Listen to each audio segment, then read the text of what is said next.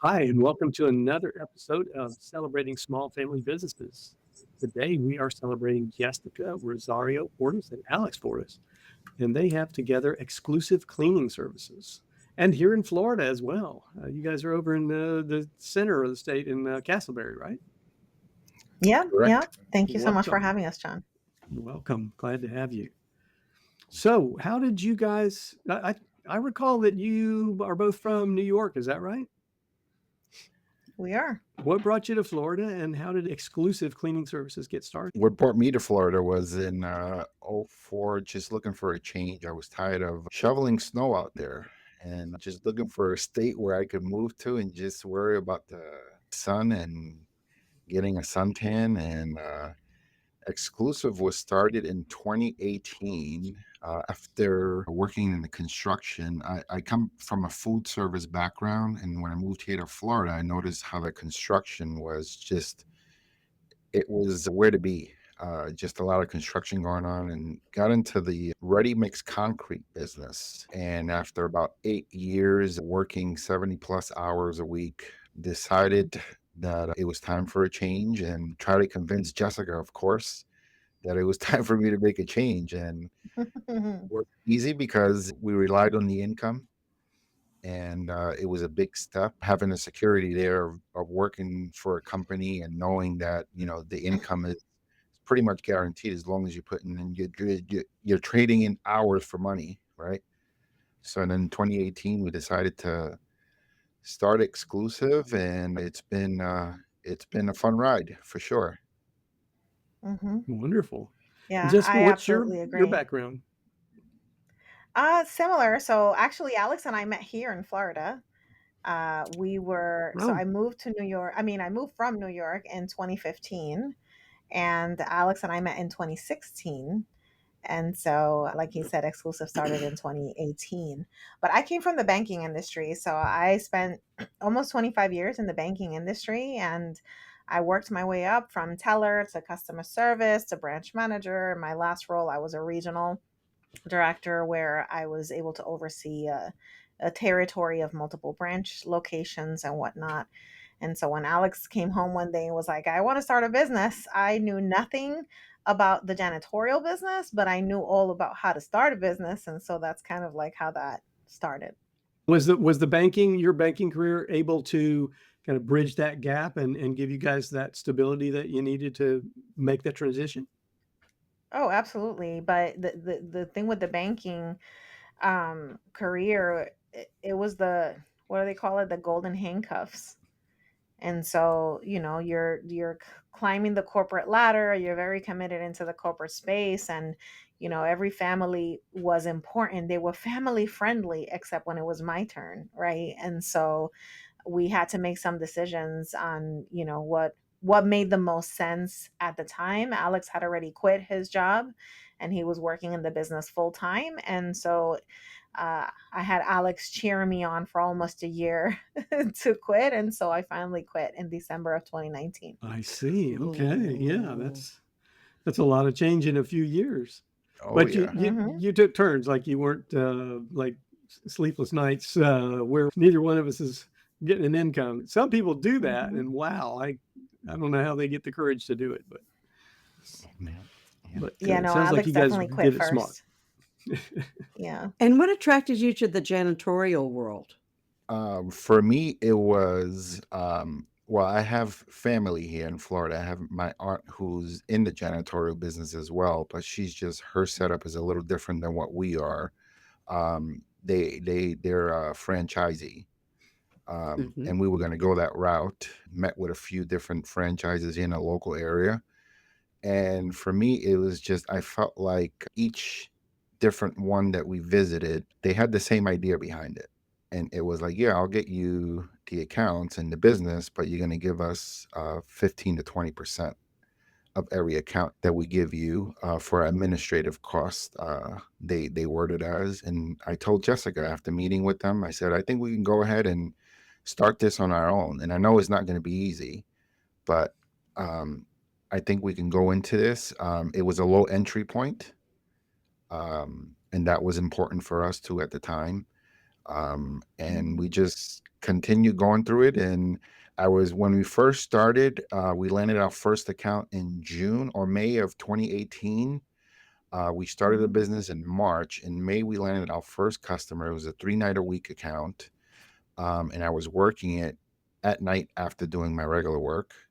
And in August of 2018, we landed another customer, a little bigger than what this first one was.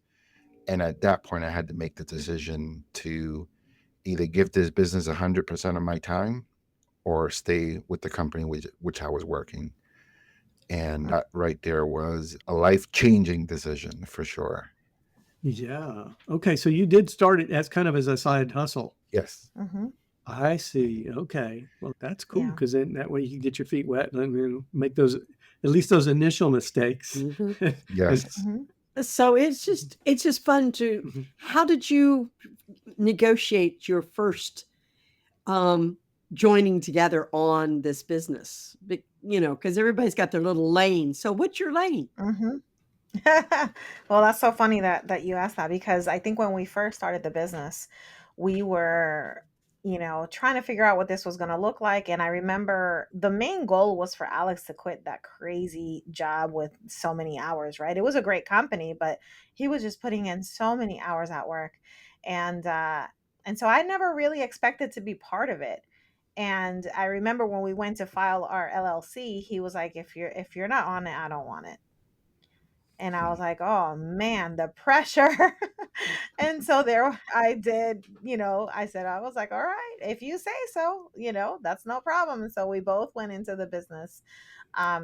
He's always been the face of the business, the sales, the marketing, the field operations. And so where I stepped in was really to help with the financials, the receivables, the, accounts payable. And I did some HR stuff also in the beginning of our business. um, but as the team started to grow, I realized that we needed to hire out certain key roles, and one of them was our human resource position. And so that was one of the first things that we outsourced because it was just way too much for me. And it wasn't my expertise. I helped with whatever I could, but it wasn't my expertise. And so, where I always say if Alex leaves me in my lane, I'm just doing business strategy, planning, give me an idea and I'll develop an execution strategy behind it. And then, and when I let Alex be in his lane, right, it's everything just works perfectly. But it's not always in harmony. Ah, well, that's true. So, Alex, what is your top strength in the business? Is it more sales or more administration or what? For me, definitely it's sales. I have a big vision now for the company. Probably not the same vision I had from day one, but definitely seeing the outcome where we've gotten to. The vision just gets bigger and bigger, right? Mhm. And Jessica, I tell you, I mean, I have ideas and ideas for like days and weeks. And Jessica sometimes has to kind of pull me aside and, okay, just relax a little bit, right? We can do this now and then we can work towards this, right? So I've toned it down a notch, but the vision is still there for sure. Awesome. And developing execution strategies, I think you used that phrase. Was that something that came out of the banking, Jessica? Yep. Yeah, I did a lot of mergers and acquisitions. I was in project management, and even though I was overseeing retail operations, I was involved in a lot of different projects because of the strategic and analytical side of me. And so I had a lot of fun with that and I enjoy that. And that's why I coach now. I coach small business owners as well. And we coach all about strategy and planning and how to work efficiently. I'm also certified in high performance leadership. And so that is part of, why I do the things that I do. I just, sometimes I can't help it. You start talking and I start thinking in checklists, right? And so, and it Mhm. happens in everything that we do. We were at church the other day, and as they were talking, I'm like compartmentalizing. I'm like, okay, we could do this and we could do that, right? But that's the beauty of working in your strengths, right? Yes. Yes, exactly. One of the hierarchy of principles, strategies, and tactics. That I mean, that's Mhm. kind of in your area. That's one of the things that seems to be easily misunderstood or confused. And so many times, either something that people are marketing or something that, when people want to solve something, they go right to the tactics and not, the underlying foundation of the principles. Hmm. And so with your background and your strategic thinking, it sounds like you kind of just naturally do that. Yeah, I can't help myself. So what do you guys like the best? What's the best aspect for you of working together, family in business? I think For it's the only me, place that he can boss me around. right, Excuse you beat me to it because that's exactly what I was going to say. Just kidding. For me is knowing that Jessica has my back, right? Like I know I'm going to always get a straight answer from her. She's not going to sugarcoat anything with me. And for me, it means a ton, right? Because sometimes we tend to be in our own minds and not worry about, as business owners, not worry about anyone holding us accountable, right? Mhm. And that's where Jessica steps in. And she, I've had to sit down a few times. Okay, I have to listen to her, right? But for having her, it's a big plus for sure. Like I wouldn't want to do this with anyone else. Hmm. Nice. Jessica? We need to record that clip. I need to listen to her, and I need to replay that every single time Yeah. we're in a disagreement. We can Blackmailing. make that happen. No. But no, as far as, I mean, I love working with him. I think, he has a big vision and a big heart. And I will tell you, I spent many years in corporate, and I've seen all types of leaders, right? The good ones, the bad ones, and the mediocre ones, the ones that just do, right? And I've never seen anyone give their heart the way Alex does. And so he really, really, truly cares for the team. He's always giving them the benefit of the doubt and wanting to help them improve and grow. I love that about him. I definitely think that he has a huge heart. We work really well together, but I think part of working together is because we know our lane, and that was difficult in the beginning. We actually read the book Traction about 2019. We started the business in 18. And so we read the book Traction in 2019. And when we read that book, it really opened our eyes to who is a visionary and who is an integrator and what is it that they do.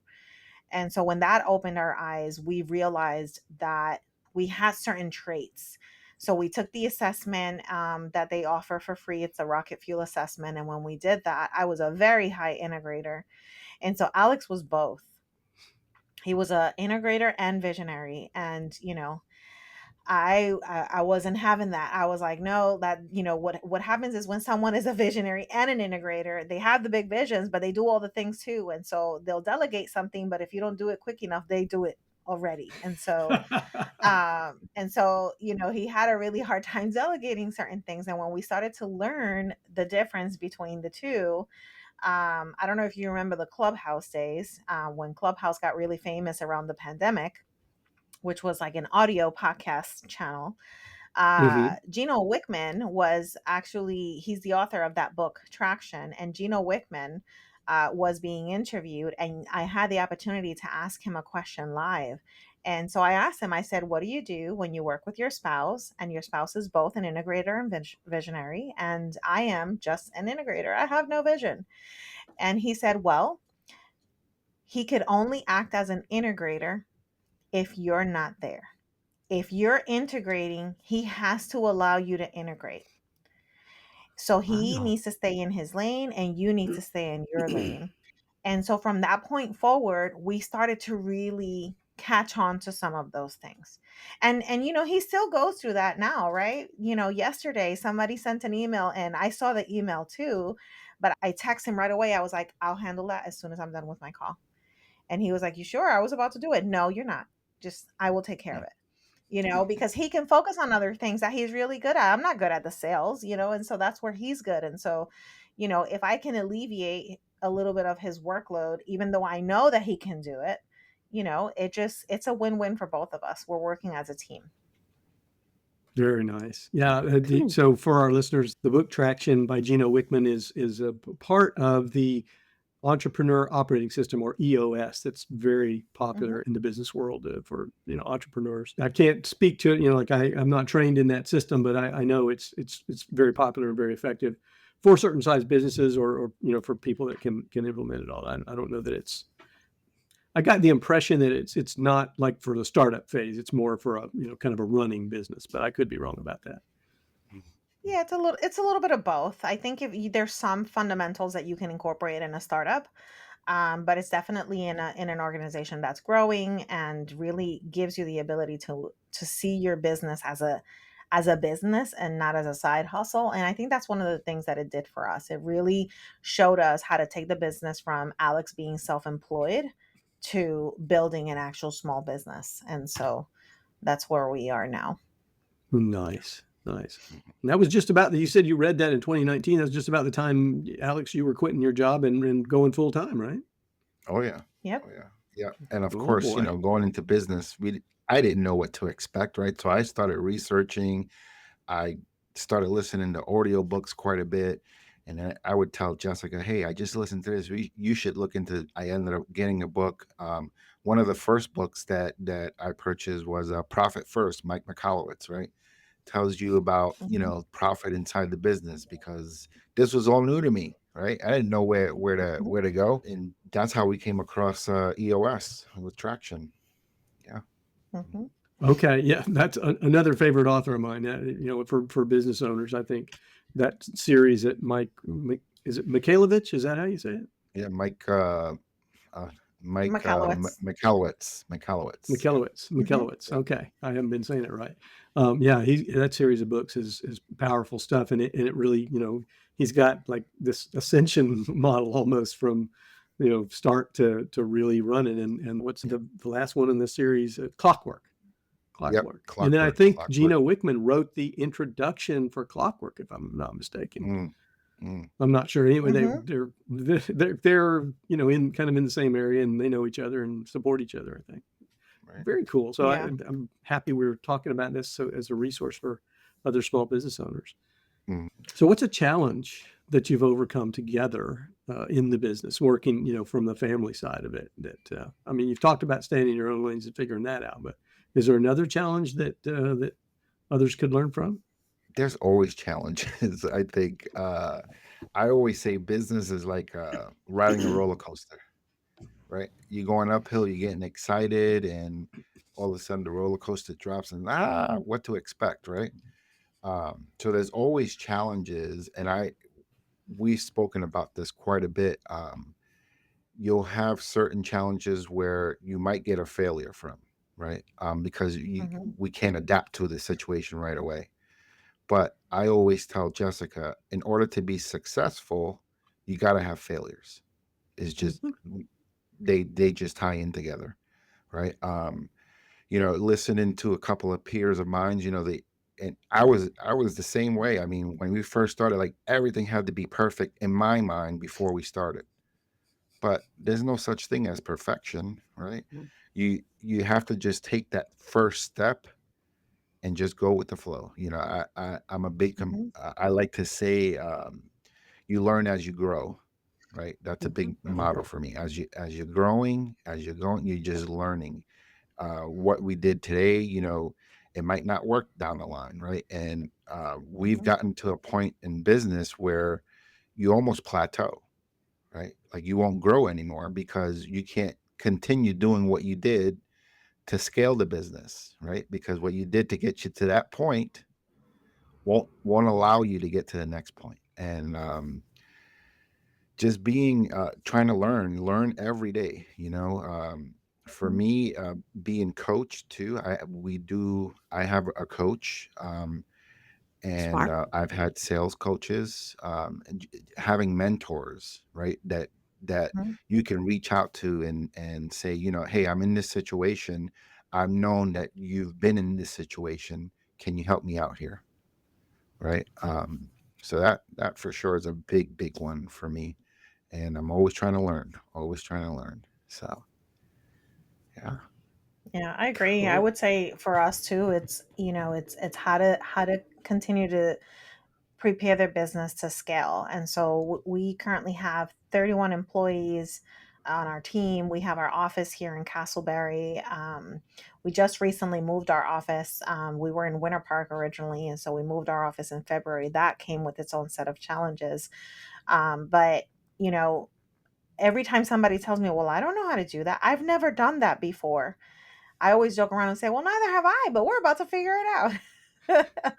Right. And so I think it's really important that we understand that, that we might have some experiences that make our business successful and allow us to grow within our own roles in our companies.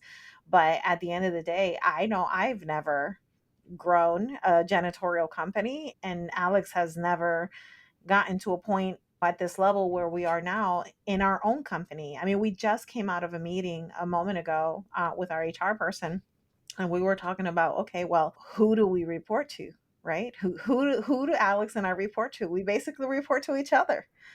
And so what does that look like, and that accountability? And so it's a little different, just to be able to hear that from someone else looking from the outside in. It's like, oh wow, that's so interesting. Like, we really need to hold each other accountable. And and just if you were working for any other company, you'd be reporting to somebody else. And so who do we report to when we're at the top of the line, right? And so the answer to that is that we truly report to each other. And then who is holding the vision of your development? I mean, not just reporting to Hmm. like on the how is it going now, but you were talking about, Hmm. the growth that you have to grow in order for the company to grow. I think I'm Absolutely. paraphrasing, Oh, but yeah. I think Hmm. that's true. And at some point, you get to a point where what you've been doing, your current skill level, and so forth, something's got to change in Hmm. order to get to that next level. And so it's Right. like, who holds the vision of that? Who like says, okay, it's time, or what? Yeah. How do you guys work that? This is really Yeah. Well, I think, interesting to. well, for me, it's really Alex. Alex is the visionary. He's the one that holds the vision. I just help him execute it. He sees things from a different angle that I don't tend to see. I see more detail and more, of a process and how to execute, but he truly sees the vision. Um, so I think for me that's part of it. Yeah, Alex, for when you me, see it's the vision, when I sorry, I gotta interrupt. you're fine. When you see Hmm. that vision, do you also, because I'm asking really for myself, because I think we're a very similar position. I'm more of the executor and the detail person, and Connie's more the big picture thinker and the high level. When you see that vision, do you also see the holes, the gaps? I mean, do you see the edges of the vision, or is it just like finished product? No. That He that's a definitely really sees good some of point. the holes, but I see bigger holes. I see the Right. potholes. Yeah. That's a really good question there, though. Hmm. Yeah, because I don't see anything. Let's just go with it, right? I'm one that, let's go with it and we'll figure it out when we get there, right? Hmm. Um, when you get into like the janitorial space, right, you get these bigger accounts that you're blessed to land, right? Like a typical account, let's say you need, 5, 6 people there every night, right? You land it. My thing is nothing happens without the sale. So once the sale, you land it, you got it on paper, is a written contract, then you start worrying about all the other stuff that needs to go into it, right? Your staffing, Hmm. equip, all those things. So I tend to, let's just go. When we get there, we'll figure it out. But we do have SOPs for that stuff. And that's something that we've learned along the way, right? So we know what it's like, let's say we land a medical account. We know already the procedures, what needs to take place before we get started, right? So it was Hmm. definitely a learning curve. Yeah. Okay. Is there a training? Did you have to develop training processes for your employees? Yes, we do a few types of different trainings. We do video training in-house, and we also do on-site training. We have someone that's pretty skilled in what we do. We assign them an account. We'll let them know, hey, you have such person that's starting tonight. They're expected to be on site at 6 o'clock. And we start from day one. Even if they come with experience, we like to train them to what our standards are as a company, right? Mhm. We use like color coded microfiber. We use different chemicals that are specific for, let's say, a hospital setting, right? Hospital grade disinfectants. So all of that stuff ties into a training program. Yeah. Nice. So it is kind of almost a shadowing where you've got somebody that's with a new employee. Once they're on the job, they're working side by side where they're, eyes on. Correct. Yeah, Correct. well, And we have, it's a six-step training process. So, they do a little bit. Some of the parts are watch me and I'll show you. And then the other part is like, okay, now we could do it together. We can help each other. And then kind of like the third phase is like, okay, now you do it and I'm watching what you're doing and I'll support you. And so it is a six-step process and it's pretty robust. We developed it a couple years ago and we're constantly tweaking it, when we hire on new people. So our training specialist is very detailed when it comes to showing them the ropes, of how we do things here. Because it's great to have people with experience, but just because you worked at Burger King doesn't mean that you can flip the same burger at Five Guys, right? And so it's the same thing with the janitorial industry. So we try to tailor it to what we do here differently. Yeah, like you said, the experience is going to be different. Experience from every company is going to be different. And if you let everybody just work according to their experience, you're going to have very inconsistent results across your company, aren't you? Mhm. correct. Correct. Funny that you said you've got to, you get the job and then you figure it out. I one time hired ahead of growth. I was expecting growth. I was expecting that this was going to happen, and so I said, well, I'm going to staff up ahead. And wow, what a mistake! Mhm. Right. Right. Because it didn't, Mhm. what was expected just didn't happen, and so And then I didn't had to happen. let somebody go, and that Right. wasn't fun. Right. And that's one thing that um we refuse to do. Like I've had a couple of my peers that, well, Alex, you got to have extra staff on hand. Yes, we have what we call floaters, right? So floaters are if someone calls out, hey, this is your shift tonight, so they're open to doing something different. um but one of our peers in a mastermind group that we're part of, they were all about making sure you have the staff on hand already. Okay, I understand that, but where the financials, where you pulling them from? Because nobody's going to work for free, right? You got to pay these guys to be out there, to be a part of your team. And if you don't land the account, then what happens, right? So yeah, we use Indeed for our hiring, and it's been we've had much success with that. Much success. We put out an ad, and then what we do is if we have, from today to tomorrow, we have something that comes up, we'll start just calling everybody and going from Mhm. there from that point. Yeah.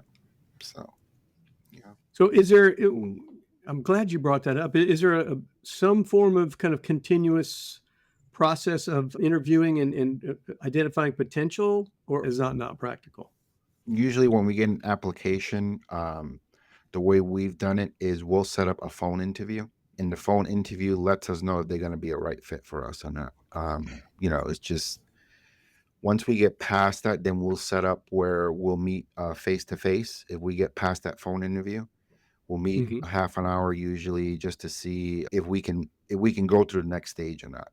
It's usually about in 3 stages. By the second stage, we already know if the person's going to be the right fit or not for our company. Once we get past that second stage, then HR does what the background checks need to do, the onboarding process and all of that. And then once we get all that paperwork, then we set up scheduling. It took a while, but everything we try to do, it's a process, right? To try to get Mhm. better at what we do. So Right. And repeatable process, if correct, especially from what you've mentioned to those authors, that everything's going to be a repeatable, duplicatable process that you can Mhm. correct, correct, ultimately offload to somebody else, right? Yeah. right.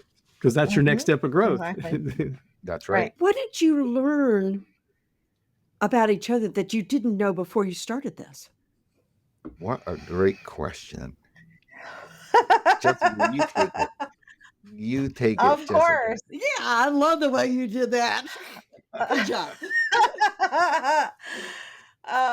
That's a great question. Ooh, actually, this is a good one, and you can't copy it. So you're gonna have to figure out something really unique, Alex, because I'm special.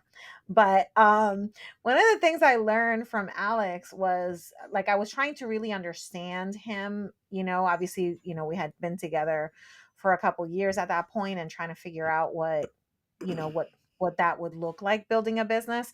And so I made him take the love language assessment early on. And so when we did that, I got to learn his giving ways. Like Alex is just a giver. His love language is acts of service. That's his main love language. And so in going through that, I learned that he had a natural way of giving himself in other areas, not just in the business, but just in everything that he did. He wants to go the extra mile, he wants to do more.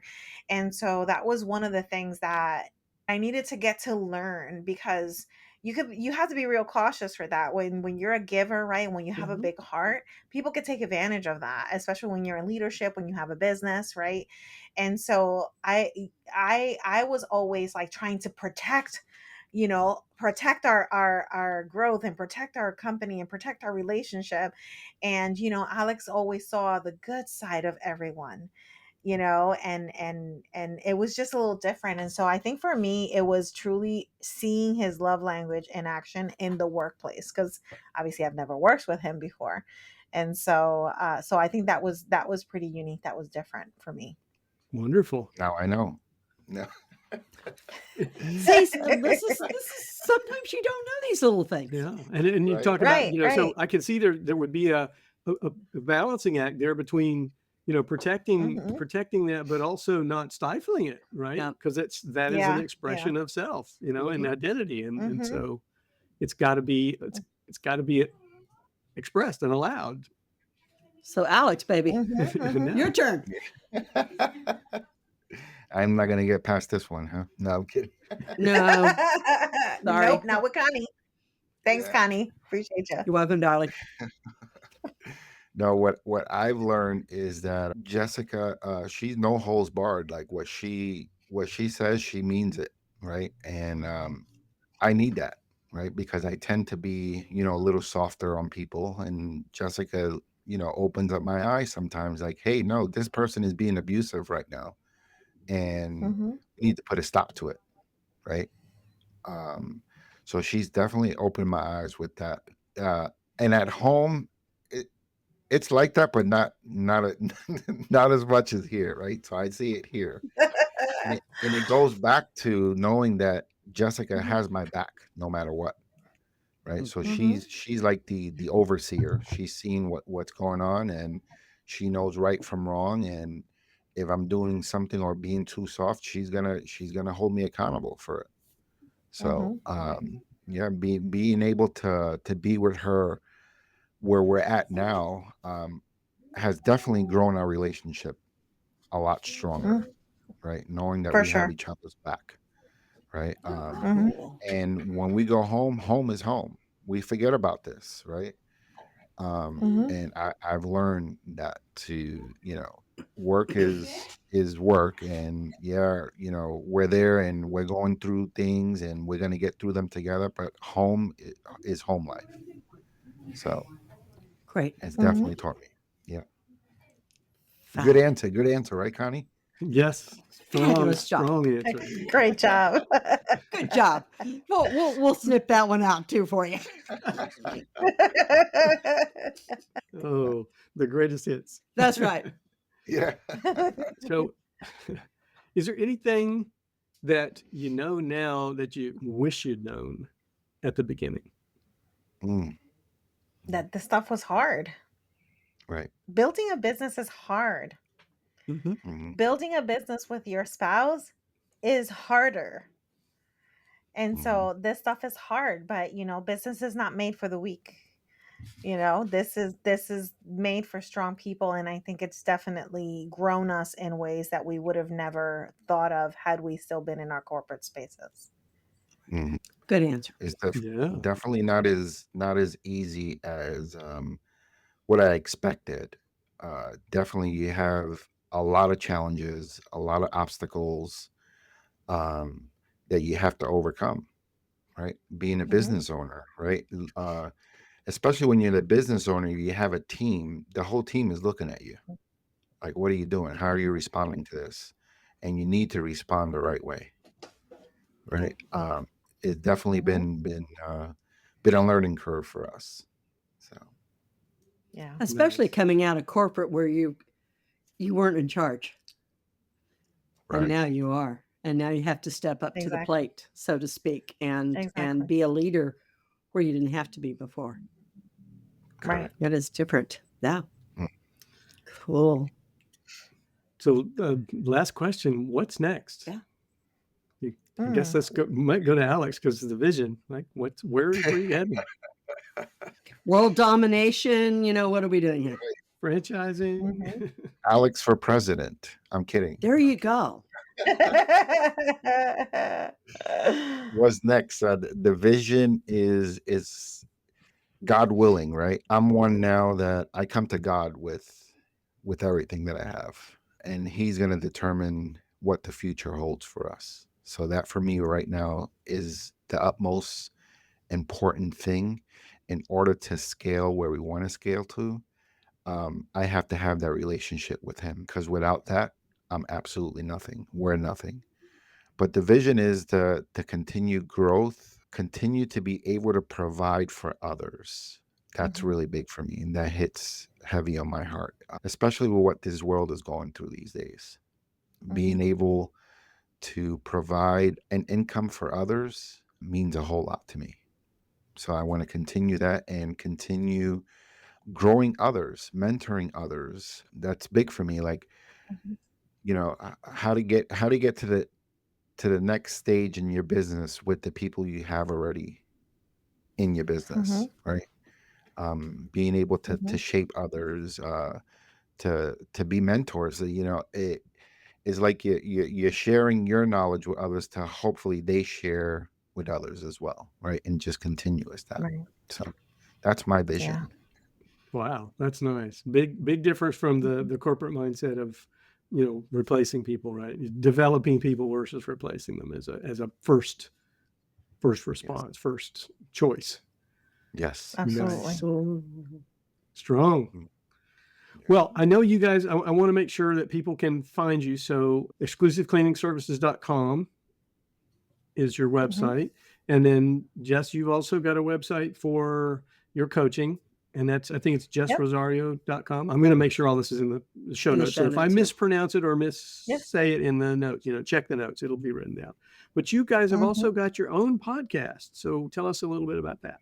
So, Yes. I love it because one of the things when you said what's next, like for us it's like next level mentorship, right? And if you haven't noticed by by now, Alex and I were people of faith, and so we believe in not only iron sharpening iron, right? And just being around other people that can really help you grow, but we also believe in mentoring the next level leadership.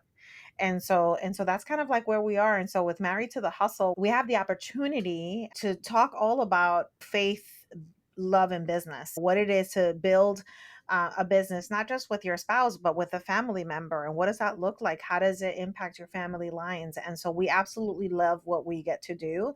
We just started interviewing people for it. And so right now there's just some solo podcasts. Well, solo is just the two of us together, but we just started interviewing people. And so we're excited about what's next for the Married to the Hustle podcast. We developed that as a passion project, and we're seeing so many other things come with that. Potential coaching for small family owned businesses. We want to do a family retreat, a couples retreat in 2025. And so with that, I have a vision. Alex has a bigger vision, but I have a vision for that one. So, Cool. wonderful, wonderful. Well, we mhm. will we will Stay tuned. stay tuned. Yes, Yeah, exactly. of course. This has Mhm. been such a pleasure. Yeah. Thank you so Thank you much so for much. agreeing to be guests on our podcast. And we wish you all the best and greater success and growth. And enjoy I Castleberry. It's a appreciate beautiful area. Yeah. Thank you guys Thank for you. having Thank us. you. This was an absolute pleasure to be Mhm. here. Absolutely. Thank you. We celebrate you. So. That's right. Thank you.